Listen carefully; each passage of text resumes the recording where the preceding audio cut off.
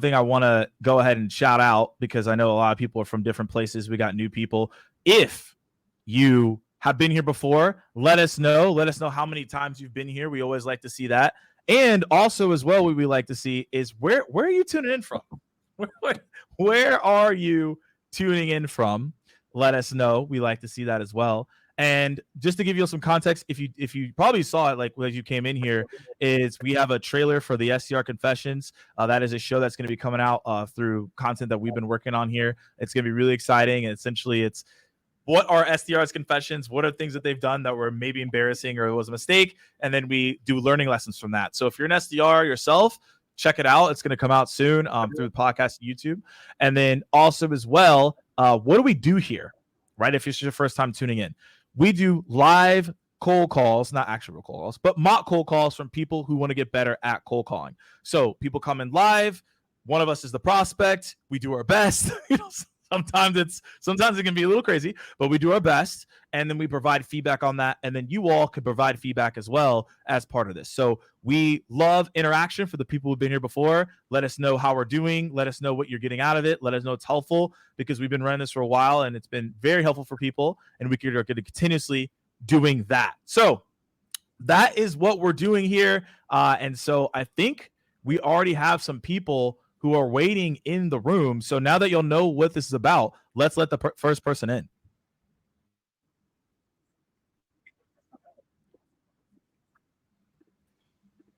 Oh, hello. Tom, can you hear us? Hi, both. You all right? We're good, man. How are you doing? Yeah, not too bad, thank you. I'm good. Very well, thank you. Awesome. So Tom, tell us real quick. Because everybody in the audience needs to know. We also need to know as well. Who do you typically call? So like buyer persona, etc. What industry is that in? And then one of us will take it as a prospect. You're gonna run this as if you're doing a cold call, and then we'll go from there. Cool. So I'm an SDR at Avalion. My boss is the famous Joe Alsop, who's been on a few times before. So yes, hey Joe, hey Olympus, come on! This is the great way to start the year. Let's go. The first SDR to come on and do this out of Joe's team. So unfortunately, drew the short straw. But so we usually call CTOs, typically IT managers. We're an information security consultancy, offering CREST accredited penetration testing, data protection, ISO consultancy, and cybersecurity. So yeah, that's usually the people I'm calling on a day-to-day basis. Awesome. All right. So who wants to take the first one? Dave, you want to take the first one? You want me to take it? Where do we want to start? So I usually take Joe's, because usually they hit me with the ISO chat, and I know a little bit about ISO. So I don't know what your plan is, Tom. Why don't you give us a brief on like what you want to call? So I'll we're as part of my account exec training, Joe's asked us to do kind of our own campaign, targeted campaign, and the people I'm going to be targeting that are CTOs in software development companies, so SaaS companies, who typically get penetration testing done already, and I'm going to be trying to basically just book in a meeting, just to run you through our approach, basically. So, perfect. Okay, cool. All right. And is there like competitors, lots of competitors in your space? What like some general kind of objectives you have to face with the CTOs? Just to give me a bit of usually the kind of objections I usually get are, well, aside from I'm busy, we already get penetration testing done by a provider, or we've just had one done, because it's kind of a common thing that these SaaS companies, they need penetration testing done regularly, to ensure compliance and to make sure that it's all secure. Okay. So cool. Okay, cool. Well, if you want to give me a ring, and let's get the show on the road. Brilliant. Ring. Hello, Dave speaking. Hiya, Dave. It's Tom here, calling from Avalion. How are you? Yeah, not too bad. Thanks. Good. Dave, you're probably wondering why I'm calling you out of the blue. I was just hoping to follow up from an email I sent you recently with regards to penetration testing. Does that ring any bells at all? No, get hundreds of those kind of emails, to be honest, Tom. Yeah, I appreciate you probably get quite a few. But the real reason, I reached out to you initially, we're an information security consultancy. We've really found a lot of traction recently supporting a number of organisations similar to yourselves with penetration testing. So I just wanted to inquire with you really and get an idea of if it's something that you guys currently do. And then if there's something, you may need some support with going forward. So we do it. We've got a provider already, probably lasted it about 2 months ago.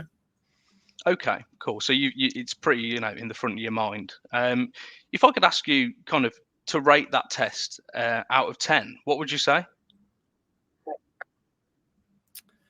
Yeah, I'd say it was good. Probably like an 8. An 8. Okay. So there's room for improvement there then. What does a 10 out of 10 service look like for you, Dave? Great question. I think that they're a company we've been using for a long time. We trust really well. I suppose what's different about yours, really quick? So we like to take a really consultative approach with our penetration testing. We're CREST accredited first off, which is considered the gold standard. But we're not just with a lot of penetration testing providers, might be the one that you use as well. You get the report, they dump it on your desk and say, off you go. We're not like that. We like to take a really consultative approach and do a lot of hand holding with it. So once we produce the report, we'll hold a wash-up call with you and talk you through the vulnerabilities we found and talk you through how to remediate those issues. And appreciate there's probably some barriers to doing that as well. But we can really kind of help you get around those barriers and do as much hand holding as you need. So that's kind of our approach to it. I mean, is it something that you'd be potentially interested in learning a little bit more about?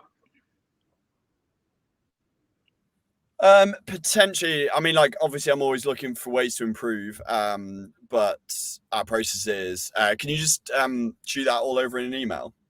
I can send you an email over certainly after this. I think, especially since you said that you've just had a penetration test done, it's at the forefront of your mind. And you're already thinking about it, what could have been improved. And I'd be really keen to really demonstrate how we can benefit you and why we've been able to support so many companies similar to yourselves with that. If you've got 30 minutes, maybe towards the end of this week or next week, I can certainly send a meeting invite over and we can just have a little chat about it. Yeah, I mean, I don't think I can commit 30 minutes until I've kind of really mulled it all over. I definitely want to look at things like pricing and it sounds kind of expensive what you're doing because of all the add-ons that you're throwing in there.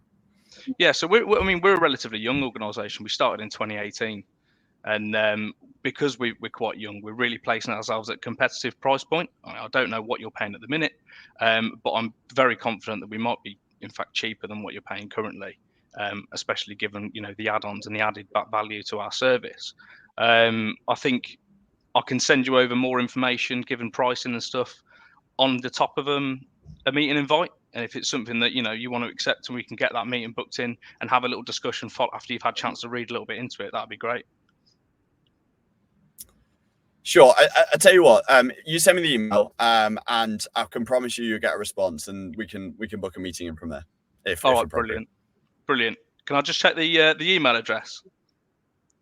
Yes, you can. Yeah, david.bentham@cognism.com. All right, brilliant. I'll send that meeting invite over with a bit of information, and hopefully look forward to meeting you soon, Dave. Perfect. Really appreciate it, Tom. Cheers. Bye-bye. All right, cool. Let's give Tom Moran an applause. I see the chat's excited about it as well. So good job. First mock cold call of the year. So congrats to you. So I will go into the feedback, and David, I know you have some things that you want to mention as well.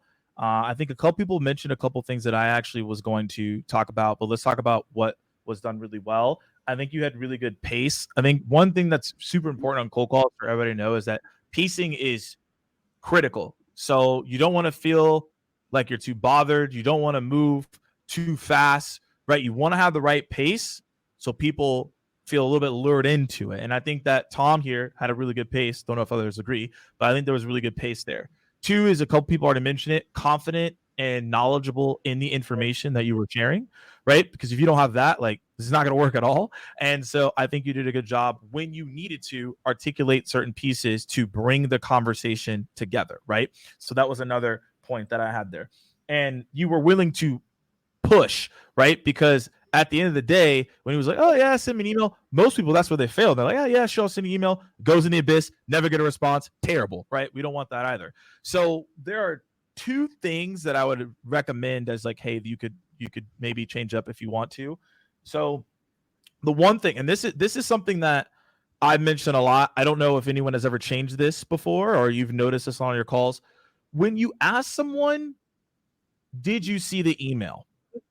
I've done a lot of cold calling training. I haven't heard very often. There's like a 1% chance where they're like, you know what? Wow, you know what? I saw that email yesterday, and that email was the greatest email I've ever sent. Subject line was on point, messaging was on point. I gotta respond. It rarely ever happens because if it was good, they would have responded. So I always tell people typically to not bring it up because you're gonna get the response that David had, which was, yeah, I didn't see it. I got a lot of emails. Now they're confused. Now they're in disarray. They may not even want to talk to you. Now they have a blocker on even more. That's not what we want, right? We want them to feel comfortable. So I always tell people just to leave that out unless it's something that is like really good you want to bring up, right? But for the most part, that's just going to lead to that. And then I think one of the other things I would have dived into as well is, and you did it on the, hey, like, what was the ranking, like 1 to 10, is like when he talked about what he implemented, just being like, hey, like, what was the purpose of you implementing that? Like, what made you pick that provider? Getting a little bit more context, because then you would have been able to dive even deeper when he said like 8 to 8 and then to the 10 to the improvement. Yeah. So those are things that I wrote down. Overall, this is a great call. David, don't know what you have on your end. Yeah, 100%. Tom, you did a fantastic job. I don't want to repeat anything that Morgan said because that's boring, but I do genuinely agree with everything Morgan said. I'm gonna to keep this as constructive criticism as possible. I'm gonna pick up on one little thing, and that is it sounds like you've got hopes to be an AE. Yeah, and so in order to start getting into the AE mindset, one thing you might want to look at is the way that you responded to my question around the expense of the product. Yeah. Your response was it'll be cheaper. Like I think a lot of the time it'll be cheaper. Yeah. And by doing that, you might be more likely to get the demo, but actually you're devaluing the product before you've even seen the value of the product. Yeah. I don't know where your product lines up on the market. Maybe it is, maybe your company has put it as the cheapest one on the market on purpose. But generally speaking, you want to keep that value as high as possible. So I avoid the words. I have a flat rule of avoiding the word cheap, and I really focus on like words like value, and say, look, like ordinarily when people come onto demonstrations and they see the full value of the product, we then discuss different components that might be included, and we come up with a bespoke packaging that's suitable for you, right? Suitable to the value that they've given, as opposed to talking about cheapness, because it can put you on the back foot when you're having those closing discussions. So 360 salespeople, people looking for kind of AE roles, but also SDRs that are looking to support their AEs the best possible in terms of their ability to close their products or services at the highest ticket price possible. Avoid the word cheap would be my one piece of advice. But overall, fantastic job. No, cheers, guys. Really appreciate that. Absolutely. Well, Tom, thanks for coming on. Shout out to Joe. Your team finally got on, so mad respect here. Love that. So we've been waiting for it. So full circle moment. It was overdue, weren't it? It was overdue. It was. You did a great job. So shout out to you. Shout out to that team. Cheers, guys. Really appreciate that. Take care. Great to have you guys back. Cheers. Before we bring in the next person, we have some questions in the chat that I want to answer, and then we'll get the next person on here for the cold call. If you do have questions, now is the time. Now is the time to put them in the chat, put them in the Q&A. We're going to answer a couple before we get the next person. So I know we got our team in the back. I think there's a question here around what is a good response to send me an email. So if we can put that up on the front, boom. See, there was one point. Was on point. So this is a really good thing for us to tackle here, because I feel like a lot of people get this. Put a 1 in the chat if you get this as an objection, because I want to make sure that what we're talking about here is like relevant. We don't want to say something then it's like, yeah, we don't deal with that. the large majority of people deal with this. All right. So David, what are you telling your team on how to handle this? I'm curious if we have a similar view on this, but I'm curious. Yeah. So the best response that I can pretty consistently use from my perspective, as I always ask, no problem at all, or I always say, no problem at all. What would you like in that email? That's pretty much my response every single time. And the reason it's my response every time is because from there, it gives me a much better chance at converting or turning the prospect around and hopefully getting a meeting, which is ideally what we would get from that, because it's going to tell me a lot about what they didn't understand from what I've spoken about already, or what's important to them from what I've spoken about already.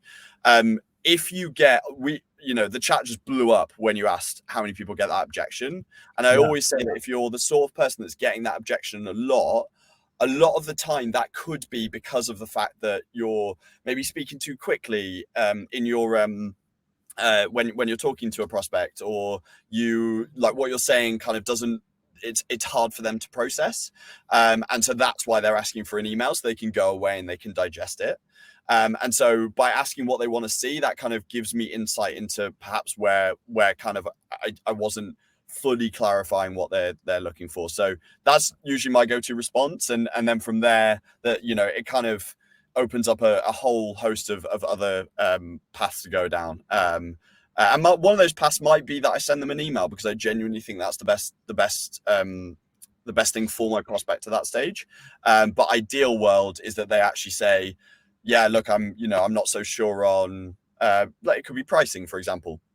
And maybe I can give them clarification on pricing right then and there, if I think it's appropriate, and then ultimately get a meeting instead of the email. But yeah, that's my approach. Morgan, I don't know whether you do anything similar. Our approach is the same, and I'm just going to add to what you said. So what David just said, I would write that down and use it every single time. Please don't say, yeah, I'll send you an email, because when you follow up next week, abyss, no response, nothing, crickets. You don't want any of that, right? So when you say, hey, what do you want, or what exactly looking for in the email, they're going to tell you. This approach is called give to get. Some of you probably are familiar with this approach. Essentially, if I'm going to give you something, I want to get something in return. So don't just send the email and say, see you later. You need to get something in return. So I'm saying right after they give me the information, hey, I'm going to send you an email with whatever you're looking for, whatever they say, ebook, whatever. And say, typically, this is important that you say this. Typically, when I send an email, the people that I talk to, they like to get on a call so they can visually see and review whatever I sent over, right? Does that sound fair? Now, the reason I do it that way is because typically means that you've done this before, shows confidence, shows you're a guide, shows you're leading. 2 is at the end of it, I say, does that sound fair? No one wants to be unfair. So psychologically, people are going to be like, oh, that's fair. I'm going to do that. I'm going to book a call. So now you did what you were supposed to do. You sent the email, right? They're getting on a call. Everybody wins. And this is the last thing that's important, because someone mentioned about like, how do I follow up, or how do I make sure that people respond to this email, open it? This is a question I would also write down, and don't miss this question. When you're about to send this email, or when you get the information, say, what is a subject line that we can both agree on so that you see this in your inbox, so I don't become an annoying sales rep? You have to say it exactly like that. So I'll say it again. What is a subject line we can both agree on so I don't become an annoying sales rep moving forward? Because guess what? You will be annoying. Right? If you don't do that, right? So that is the way on how you tackle that for the people that put 1. So if you put a 1 in the chat, let us know if that was helpful. If you follow the framework we just gave you, you'll start converting that more often. Amazing. Awesome. Let's get.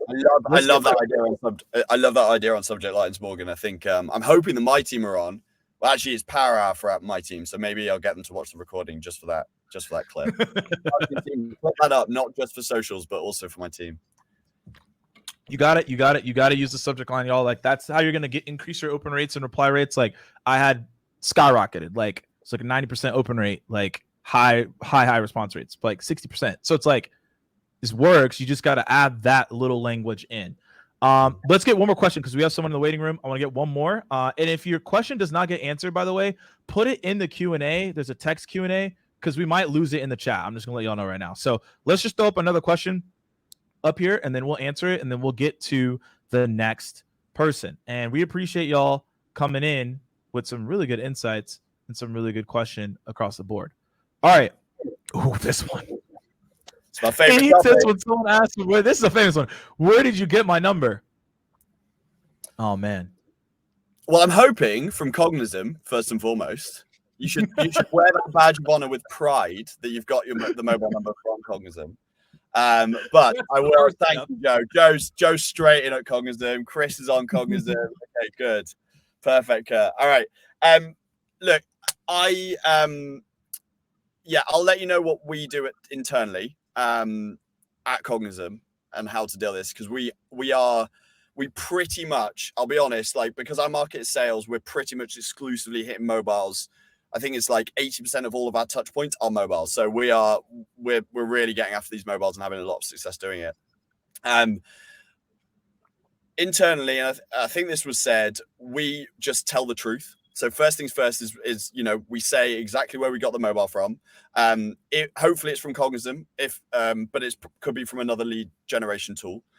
If that is the case, then if it is from Cognism, for example, say Cognism, and then you can always refer them to us, and we can help them find out exactly where they got that number from. The key thing in terms of handling it, in my opinion, is the tone in which they say, "Where did you get my number?" You get those people that you call up and you've called them on their mobile and they lose their mind on it, right? And I get it, and everybody has their personal opinions. When I get called on my mobile number, I love it. I scream and shout to the rooftops. It's my favorite thing in the world. In fact, you can literally go on my LinkedIn profile. I have written in my about, call me anytime, please. Like, give me attention all the time on my mobile, right? Like, I want it so much. But there will always be people on the other end of the scale, and we have to respect that. And so if you're calling a key prospect of yours on their mobile and their tone is very negative very quickly, I would be honest. And then I would ask them the very simple question. I'm really, really sorry if you would prefer not to speak on mobile. Is there a preferred method that you'd like to speak on? Because I'd really like to have a quick conversation with you, and then go from there.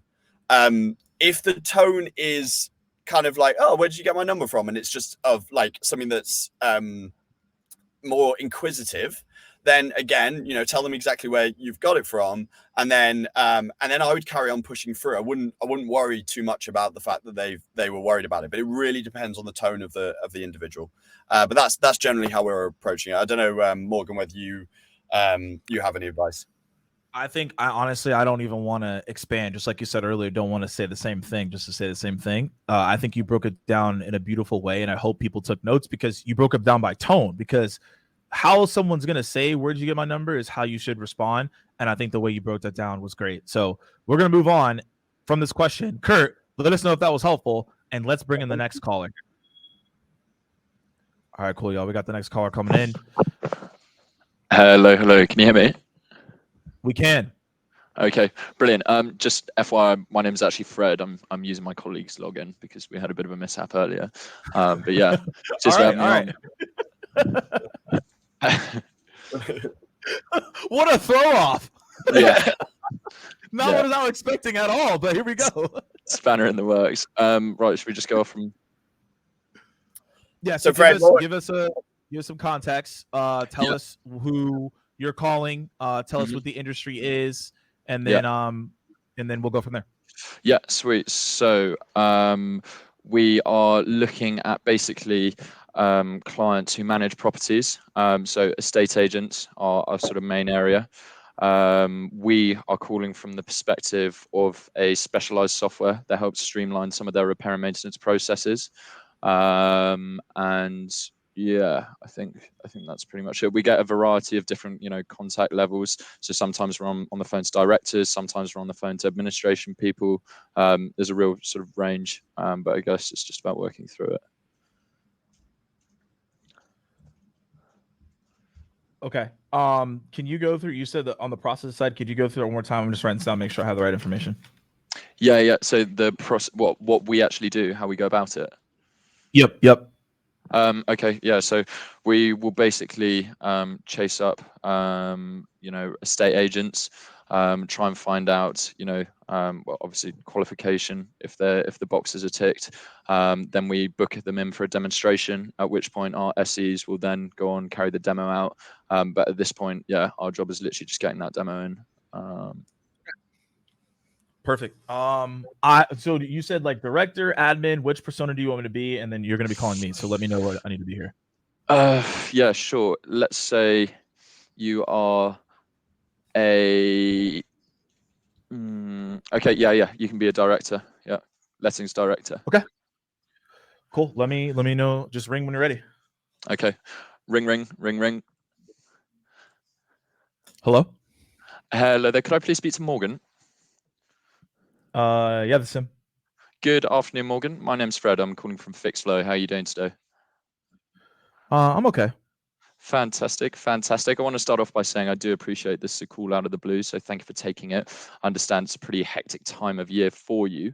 I'll cut to the point. The reason for it, I was basically in the process of sending you over some up-to-date information, but wanted to give a bell first and just touch base. Now, to get a bit of context, have you come across FixFlow before? Never heard of it. Okay, not to worry, not a problem at all. That's the purpose of the call today. So we are basically one of the market leaders for repair and maintenance software. So basically, the rewards our clients are reaping are we're able to streamline the process, get rid of a lot of that back end, monotonous admin that takes a lot of time. Basically, help increase your work capacity. Now, again, just digging a little deeper, out of interest, how do you guys currently go about, reporting your repairs and maintenance processes? Yeah, it's a good question. I mean, everything that we're doing here is manual. So we have like 2 people that are doing that process. Typically they do it day by day, but they really look at it by the end of the week. And then they process it from there. End of month, we review it as well to kind of see, what things are going on. Okay, fantastic. So immediately what I hear there is a lot of time spent dealing, with manual email trails between contractors, property managers, different parties basically involved in the process. Is that fair to say? That's fair. Okay, fantastic. And just out of interest, how many properties are you currently managing? I don't feel comfortable sharing that information with you.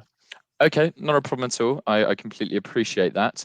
Now, in regards to, when you are carrying out your repairs and maintenance processes, would you find that, obviously we've established there is a lot of time spent doing email trails, but would you find that, in regards to human error coming into being a factor, would you say that is something that happens quite a lot? It does. And I've actually, some of my team mentioned it. And as you're saying all these things, it might be better for you to connect with them because I have to head out to a meeting here.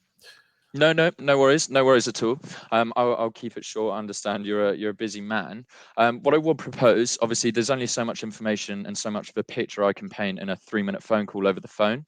So what I would suggest, we're obviously looking to the second sort of half of the month now. We're looking to book in prospectus clients in a free demonstration. It's a no strings attached. It's massively a case of nothing to lose except for potentially 20 minutes of your time, but a lot of upside in keeping up and staying sort of at a competitive advantage within the market. What's your availability looking like next week? Yeah, I mean, next week is pretty crazy, and even the next following week is pretty crazy as well. Like it might be better to reach out to David, and he might be able to take the lead on this. Okay, not a problem at all. Well, what I would suggest, obviously, as mentioned, I understand it's a crazy time of year. It is for us as well. If we get a provisional time booked in for you and David, again, no strings attached, what I will do is I will give you a bell back the morning of to make sure, no acts of God have sort of rearranged your diary. And if it is something that we can still move forward with, then fantastic. But as mentioned, it's literally a 20-minute slot, no strings attached. Yeah, you could send a tentative invite for like 2 weeks from now on a Tuesday, and then we will see if we're available during that time. Yeah. Okay, perfect. Just before I let you go, can I confirm your email is morgan.ingram@realestate.co.uk? Yes, that is correct. Excellent. Morgan, I will leave you to it. Won't take any more of your time. I look forward to speaking with you 2 weeks' time on Tuesday. Awesome. All right. Okay. First of all, let's give Fred a round of applause. Again, this is never easy to do. Appreciate all the comments in the chat. We're going to get to you. If you want to add more feedback in the chat, go ahead. But we will have David go first, and then I will follow up with that. Awesome. Yeah, really great job, Fred. It's pretty daunting. We've got, I think, 400 to 500 odd people here. So, yeah, you've done a really, really awesome job, Fred, to speak in front of everybody. Okay, so overall, I think the thing that you're doing really, really, really unbelievably well, which is probably the most important thing about being an SDR, is you're really pushing on finding pain. And that's incredibly important. I really liked how you asked a question about Morgan's current process, and within that you saw a clear pain, and then you reaffirmed that you spoke about that issue directly, and you said, would it be fair to assume that it takes a lot of time to follow that process, and you got that agreement from Morgan because that gives you a pain straight away that you can fix. Yeah, that was really, really fantastic to see. The constructive criticisms, that I picked up on, things that I think like little tweaks that I think really, really help. I think you can shorten pretty much everything that you say, especially at the start of the call. Yeah. So I suppose I can't speak word for word, but the way that I remember it is kind of, you said, how are you? And then you spoke about kind of like, the fact that you were interested in having a conversation about something. And then you said, had you heard of fixed flow before? And then once he said he hadn't heard of fixed flow, you then said, oh, and that's the reason why I'm calling. And I think between all of that, you could have gone, have you heard of fixed flow before? And then dove straight into exactly what you do. And that would be much more effective. And it just means that you're holding the attention of your prospect for far longer. So that would be like a really quick fix. A lot of the time, Fred, how long have you been an SDR for? Just out of interest, for fixed flow? SDR, I have been coming up to my 3rd month, but before I was doing like whiskey broking, which is pretty rogue, but that was like basically just smashing the phones the whole time. Fantastic, love it. Well, Fred, if you've been here for 3 months, then I think this is exactly the sort of thing that you'll naturally do over time. Is you'll learn to shorten. You'll be more confident about your script, and you'll learn to shorten it down. So it will come with time and practice. But that's something that I'd really focus on. And then the second thing was that I'd say is that you got that pain, and then you bounced off that and started. So you asked 2 questions. The first thing you asked was about how many properties Morgan was managing. Just out of interest, is that a discovery question that is expected by your sales executives? Well, no. So obviously that's one of the forms of qualification we have to do to move forward. Because there's different like SEs we allocate to different property counts. So that from my end is just telling me, okay, this is who it needs to go to. And it also gives you a chance, because like some of the smaller property counts, they're really conscious of cost. So that gives an opportunity then to address that, because especially in this market, it's pretty tough. It is something that everyone's conscious of. So yeah, it gives me an opportunity to do that part. But yeah, it's basically just telling me who am I passing this on to? Okay, so I'm going to question the advice that probably your managers have given you, and I'm happy to speak to them about this, but this is advice to everybody. One mistake that a lot of companies are making with their SDRs is they're focusing them so much on the qualification that the customer journey is impacted by all the qualification questions that we're looking to ask.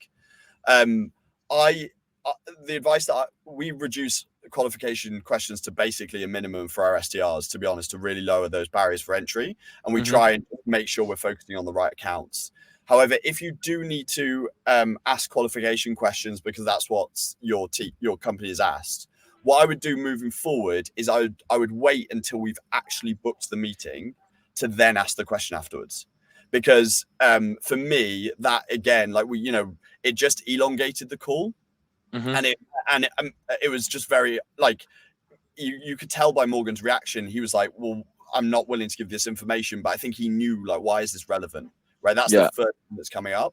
So unless you have like a really clear reason for the prospect on why it's relevant, I would wait until the end, get the agreement on the meeting, and then say, oh, by the way, like how many properties are you letting? And then if they say why is it relevant, then you can be like, it's just so I make sure that I'm pointing you to the right product specialist or whatever, right? Yeah, Which yeah. way more sense, and I think will really help you shorten that down. So again, like I think I see it all the time in companies that I'm consulting with. If you need to ask the discovery questions in the SDR like call, I would advise doing it after you've got the meeting agreement as well. But overall, you've done a fantastic job. Just main thing, keep everything a bit shorter and really focus on the prospect and focusing on what they need more than anything else. Yeah. Okay, sweet. Cheers, guys. Awesome. Love that. Morgan, you got any other comments? Yeah, mine is going to be really short. A lot of things that you covered was exactly what I was going to say, so I absolutely love that. And I would say, overall, like you have the crisp tone, like very sharp tone and confidence, and over time, as you shorten that, it'll be better. The only thing I want to mention is like there was 2 words, and this is also for everyone across the board, right? Is just be careful of talking marketing speak. That's the best way to put it. I'm not going against marketing, so this is not a hostile takeover, but it's just like be careful of marketing speak. So like touching base and checking in, marketing leader, we're the leading provider. Those things don't do anything for anyone. That doesn't get anyone excited. It does not convert anything. So I would always look to get rid of that type of language, because like if you look at most websites, everyone says they're a marketing leader. Everyone says they're a leading provider. Well, someone has to be true at the end of the day. That's for marketing. When sales, right? You don't do that. All right. Just stay away from it. So just get to the point, be contextualized, boom, and get right into it. So I would say overall, David covered the things I wanted to cover, and you all did you did a great job there. I just posted in the chat just the one other thing, just to add on to Morgan: free demonstrations, no strings attached. Yeah. That as well. Let's be. I don't think you need to say that at all. Just say, That's your call. Yeah. It reduces the value, similar to what I mentioned last time. Okay. Perfect. Awesome. Fred, thank you so much. You've been an absolute star. Another round of applause for Fred, I think. Is well. Good job, Fred. Cheers, guys. Good job, man. Appreciate you. All right, y'all. Before we bring the next person on, let's get some more questions. So I know we have a ton of questions, and so let's bring them up and let's try to answer them as concisely as we can. And then everyone else, let us know. Like, has this been helpful, impactful for you so far? You've been kicking with us so far. Maybe it's your first webinar of the year. Maybe it's your first time here. Let us know if this has been impactful, helpful, fun. I don't know. Maybe you hate us. Who knows? But it's a good time. So here comes our question, which is, how should we handle the objection? We have an in-house team that takes care of it.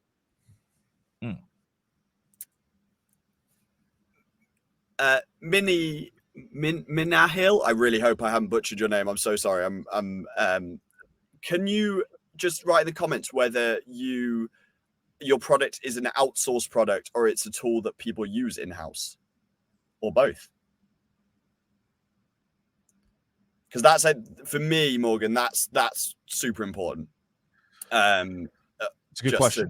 To know, because basically, if your tool is an outsourced version of what somebody is already doing in-house, then you basically need to understand why doing it outsourced is going to be so much better than doing it in-house.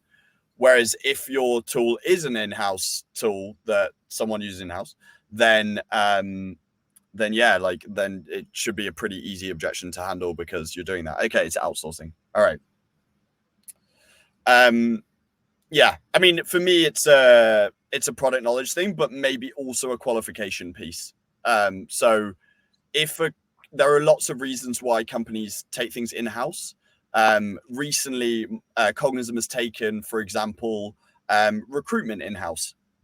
And so, that is a company policy. We're hiring internal recruiters. I'm sorry, recruiters out there. We used agencies for a very long time, but we've decided to internalize it. And a lot of that decision is based on cost. I suppose like those would be the questions that I'm asking is it a company policy? Like, what are the reasons why you've chosen to do this in-house? And then building from there would probably be my suggestion, I think. But it's about having really clear product knowledge and competitor knowledge on why your outsourced service is so much stronger than the average in-house service. I think is kind of it's a competitor type question from my side. Morgan, what do you think?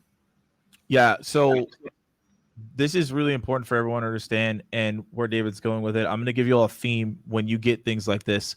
Typically, when people hear this, they're trying to think of how can I attack? So how can I tell you that like my thing is better than whatever you're doing in-house, which doesn't help people because then they feel attacked. It's probably the person you're talking to is probably part of that team, right? So they're like thinking this service solution is going to take my job.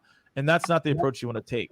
So you want to be able to be curious in this state and say like, hey, like, how did you come to the conclusion to doing in-house team? How has it been working for you so far? What do you like about it? This is where you have to unpack and be more curious instead of being like, yeah, you have an in-house team. Yeah, typically doesn't really work out. So here's why we're better. That's not going to be helpful. So you just want to be like, okay, like, what's the reason that you picked this? What's been your experience so far? What do you like about it? And then again, I don't know what the answers are going to be because everyone is different. But once you're able to identify those answers, right, then you can move forward and figure out where you want to go. Yeah. So that's the case. That's the case there. I want to bring something up. It's in the old messages here, but I'm gonna see if we can get back to it because someone wanted an example of what I was talking about earlier, that marketing speak. So someone, I don't know if we can find where that comment was. I'm looking for it right now, but someone basically was like saying like, hey, like, how do you avoid marketing speak? Right? Like, how do you not do that? Well, this is like super straightforward. Just write down the things you shouldn't be saying, right? Like touching base and checking in, don't say that. Marketing leader, don't say that, right? And once you remove that, then you want to talk about contextually, what are you speaking to? And I'll give an example. So if I'm doing like a value prop pitch or whatever, I mention things that I have been doing or who I've talked to. So you could be like, I recently talked to the VP of sales in this industry. I'm just giving an example. The VP of sales in manufacturing. And when we had a conversation, we uncovered that one of the main obstacles they have right now is X. And then I asked a question: how are you currently looking to address X? Or what are you currently thinking about doing because of this, right? I'm saying all that has nothing to do with marketing leader. It has nothing to do with the best of all time. It has nothing to do with our platforms and great, because what you're looking to find out is what, again, like that last call, what problems are you looking to uncover, right? What problems do you have? What obstacles do you have? So you have to think about, how can I get to that as fast as possible on my cold call, and then find out how my solution helps. Because if you lead with marketing provider, solution, everyone else is doing that, and it doesn't lead you to where you want to go. Start with like, hey, I've been talking to these people. Here's something I've heard. I have a question for you. And then you can go from there to unpack it. But I don't know if you have anything else you want to add to that, David. I don't know the exact comment. I don't know where it went. But it was like, how do you avoid this marketing speak of leading provider and all these different things? Yeah, so I've got a story about that goes back to my early door-to-door sales days. I'm a really bad son, I'll be honest. And whenever my mum calls me, I never pick up. I'm really bad at it. I love my mom to pieces. I'm fortunate to have a fantastic relationship with her. And I should definitely speak to her more. When I was in Australia, and obviously with the time difference, it was difficult to speak to her. But one thing that prompted me to give her a call was I would get on the doors, early on the doors, and I would just feel myself feeling very robotic and speaking in a way that was like robotic and markety and everything else that goes with it. And so what I used to do is I used to call my mum to have like a normal conversation with a normal other human being. And I found that just by getting out of that like sales headspace and talking about, sometimes I'd just talk about like, the product, it would really, really help me kind of just bring myself back to just having a genuine conversation about the product that I was selling at the time. I think that was super effective. And the way that I always think about it is when I'm selling my product, I want to talk about it like I'm explaining it to I always say an 8-year-old child, right? Because and that's always how I approach every call that I make. And you'd never use any of these like marketing, like this marketing spiel when talking to an 8-year-old child about your product. So that's something that really, really helped me. Just kind of, if you're struggling ever and you feel like you're in that robotic zone, or you're being a bit markety, then then give someone a call, like a friend, family, whatever, and see if that kind of helps pull you out. Or have a conversation with a colleague that's in the office, for example, and see if that can help pull you out of it a bit. Why am I wearing hair one? Oh, I need to call my mom. Yeah. Okay. Yeah. No, that's a rare tip. I mean, it's helpful, but also no one's probably thinking that way. So well, there we go. There we go. All right, cool. You got to find your edge somewhere. You know that. So my mom is a big edge for me. Yeah. I mean, look, I love it. So let's see some other questions that are in here. I know I have a couple in the Q&A. By the way, we're just going to answer questions from now on because we don't have enough time to do another mock call. So if you're in the waiting room for video Q&A, email the team. We will get back to you and we'll make sure to get you on for the next one. But we're just straight answering questions right now. So if you want to get your question answered, now's the time. Now it looks like this is an objection day. We got a lot of objections. We did cover this in a webinar before, so we do have the replay of that somewhere. But as we see right here, how to answer, we are currently working with our competitor. I mean, yeah, someone said the field felt found. I mean, that's typically where I go with this one. But I think, so this one's interesting, right? Because like there's a contextual component to this, whereas like you all know what your competitors do and they don't do. So you would probably know how to handle this from your own perspective. And Tom just said where I was about to go. Where people go wrong with this is they're like, oh, well, that competitor is like way too expensive and we're cheaper. That's not helpful. Oh, that competitor like does shady tactics. That's not helpful, right? So don't call them out because then that's not going to help you and what you're trying to accomplish. If anything, typically you want to actually elevate something they do really well and then mention how you do something really well. That's geared towards more where you can help if you want to do that. But someone already put it. I use Phil felt found. I just changed the word. So I might be like, hey, like we've experienced this before with another client and we uncovered that this is something they do better. And we discovered here's what happened. So it's just, you can change the wording on it, but Phil felt found is inherently the best way to go about it. Hey, I feel where you're coming from. We've seen this before, right? And we found out this is what's going on. So that's a good way to convert. And what I would say on these examples is make sure you have 2 to 3 case studies or customer stories to speak to how someone has gone from a competitor that they talking to or using to yours, and make sure you have those stories to tell. Yeah, don't call people's baby ugly is what I think an advice that I got a long time ago. You know, if people have made the decision to use a competitor and then they're enjoying that competitor and then you're coming in saying that it's the wrong decision, then it becomes a personal attack as opposed to what you're intending, which is just an attack on the competitor of yours. But Tom, if you were here earlier, Tom did a really good example of what I always recommend, which is asking, I find that asking prospects how, on a scale of 1 to 10, how they would rate the competitor is a really good way of then pivoting to a situation where you can find out the flaws that they're finding in the competitor. Because it's very, very rare. I've virtually never ever had anybody say 10. The most common answer is somewhere between 6 and 8. And then you do exactly what Tom did and say, well, look, what would make it a 10? And then you just double down on whatever they say, hopefully. So that'd be my advice. Cool. All right, let's get some more questions rolling here. All right. Okay. Any tips on what to say? I'm busy at the moment. Please call me later. But when you call them at their preferred time, they don't pick up. Oh, All right, I went first and last one, so you can go on this one. Yeah, well, your issue is first and foremost is that you shouldn't ask for their preferred time. That's the first step, and so many people are doing it, and I kind of get it, but like so many people get the I'm busy and then go, okay, when's the best time to call? And I just don't. I disagree with anybody that's telling you to do that. And the reason is because if they, generally speaking, 99 times out of 100, and there are some cases where they are genuinely busy, but the majority of the time, they're not that busy. And so my tactic when they say, when people say, I'm busy at the moment, can you call me later? Is I go, no problem at all. While I've got you, just for 2 seconds, and then I give the shortest pitch I possibly can in the most sped up voice. So I'm really acknowledging the fact that they're busy, and I just push through it. And I think that overall, long term, that's going to get me into way more conversations than not, because actually I can recount millions of times, maybe not millions, but thousands of times where I've gone Millions. from millions. I've gone from me or my team has gone from I'm busy at the moment from a prospect to being on the phone with them for 20 to 25 minutes.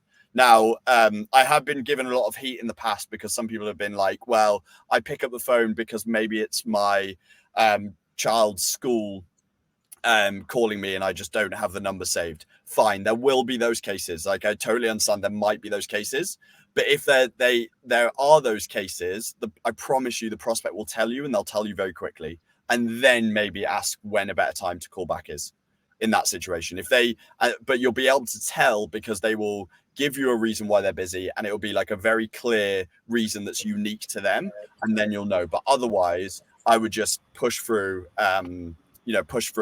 give like a really quick pitch then and there. I think, that long term will always give you better results than immediately saying, like, when's a better time to pick up. But happy to have a debate on this one, Morgan. So before I tell you what you should say here, Ari, thanks so much for dropping by. Feel free to share it after you want to, but thanks for dropping by. So look, this is what y'all need to tell these prospects when they say, "Oh yeah, call me later," and then they don't. You just play this clip for them. Put some respect on my name. You understand me? When y'all say my name, put some respect on it. That's what you actually should be telling them every single time that they do that to you. But let's actually like tell you like what you actually should do. So my thing is like I'm very aggressively against this. I mean, David and I are actually pretty aligned. We don't disagree very often. But the thing is, like, I'm just against this. Like saying, "Oh, call me back later," like this is not good. It is not helpful. The conversion rate on this is extremely low. Please stop doing this, calling them at a preferred time. Because guess what? The preferred time is the time where I'm not going to pay attention to you. Like, they're going to be like, "Oh, I told this person to call me this time. I know who this is, and I'm not going to answer." I'm just letting you know how it happens. So, like, there's like a 1 to 2% chance you're going to convert. So, yeah, the thing is, you need to get the fine next steps on that call that actually converts into like a demo or whatever it is you're trying to offer. Like, don't be like, "Oh, yeah, like, let me call you the preferred time." Just don't do that. So, I mean, what David said is spot on. This is me just kind of ranting at this point on this one, because it's just not going to help you getting a preferred time. And then here's the reality of the situation, y'all. No one is busy when they answer the phone. I want y'all to think about this. Like, it's like me answering the phone right now. I'm like, yo, like I'm clearly busy. Like, I'm not gonna answer my phone. So, like, when someone answers their phone, they're not actually busy.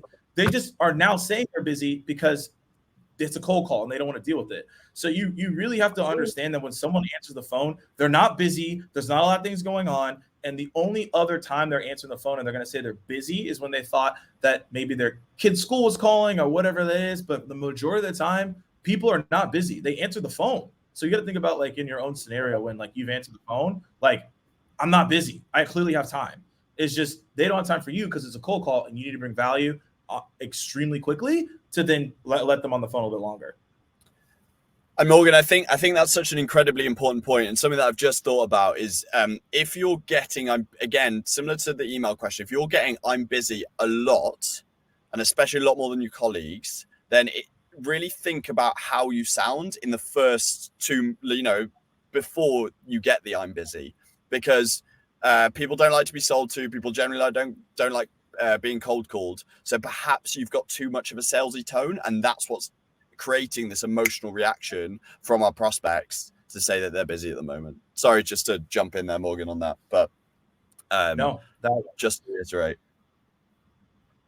All right, y'all, we got 4 minutes left. So if you do, or 3 minutes left, if you got to hop for a call, do that. We appreciate it if you hopped in. Hopefully you found value on this one, and we see you in the next time. But we still have some questions here. So let's just like rapid fire. Let's go through a couple more questions, and then we'll be out of here. So, okay, how would you handle a gatekeeper? I mean, this will probably end it right here. How would you handle a gatekeeper asking, "Is so and so expecting the call?" We've answered the gatekeeper one a lot here.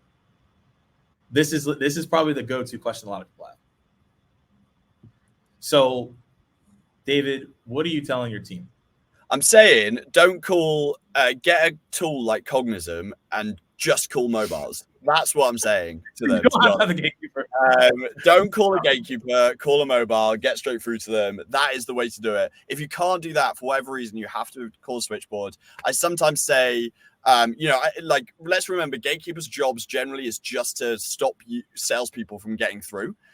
So, that is their whole job. So you just want to sound as unsalesy as possible. I like to say, look, I'm following up on an email, or I'm just looking to schedule in some time to speak to them or whatever. But really, it's going to be hit and miss when it comes to gatekeepers. Generally, I suppose the best approach is to try and befriend the gatekeeper as much as possible. But overall, I'm telling my team, I'd much rather you try and not befriend a gatekeeper and call switchboard numbers, but actually just call mobiles, direct dials all day, every day, and befriend actual prospects straight away. Sorry that's the, obviously I'm a very biased view on that, but that's my that's my view.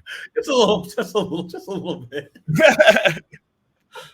I mean, look, that makes sense. I mean, look, if you get the direct dial, amazing. If you can't, at the end of the day, you have to think of it as an ally. Some people think differently, and people have different approaches. Why on this as well? I've just found that literally coming in the conversation, saying, "Can you help me?" changes it every single time. And I've mentioned this before. If you've seen my content or seen me on the, I say this every single time. If you start the call with "Can you help me?" I just want y'all to try it if you haven't tried it. The tone shifts of the gatekeeper. They're way more open, and they actually put you through to other places that you probably didn't think that you could do that. So that's what I tell people. Now, what I will tell you though, is if you do get through and you don't decide to use my tactic, I don't really care. But if you do get through, you need to make sure that you do this every single time. Ask them for the direct dial or the extension number so you don't have to call them again. That has been a huge critical component for me as well, because now I'm collecting numbers and I don't have to continuously call back the gatekeeper. So however you want to go about it, I like using the "Can you help me?" I call it Lost at Disney World, but it depends on how you want to go about it. All right, well, we've been efficient today. We are right at time, and y'all been hanging out with us for an hour. Hopefully this was helpful. Let us know in the chat if this was helpful. If this was your first time and you were like, wow, this was good, I liked it, definitely appreciate that. And if you have feedback on how we can always improve this, because that's what we're about, always improving, let us know. Definitely, message, our team and let us know what's going on. We always want to continuously get involved and get better so we can make it amazing for you all. So that is it for our session today. Hopefully you'll have a blessed rest of your day. You actually use some of the stuff we talked about on your calls and convert. And if you found this to be helpful, you can email the team. You can message us on LinkedIn as well. And then you also can share it out if you really liked it. But if they can't find you, David, it's just LinkedIn. Is there anywhere else they can find you? LinkedIn's my main one. I'm starting to post a lot of memes, Morgan. I don't know whether you've seen them, but I'm becoming a memer. Funny. I don't know what's happened. I'm all of a sudden a memer. But we are. I'm trying to get to 10,000 followers, so I'd really appreciate a follow. But also more importantly than that, your feedback, because as Morgan said, we're always trying to get better. So let us know what will help you. Yeah, absolutely. We want to make this elite for you all in terms of cold calling. So if you do have feedback, we're not going to be like, oh, why'd you say that? We want to make this better so you keep coming and we can continue to provide that value. And then also as well, I'm on LinkedIn. Hit me up and let's get David to 10,000. That's the goal of the year. Let's get David to 10,000. Awesome. All right. This was great. We'll see y'all next time. Y'all have a blessed one. Thanks so much.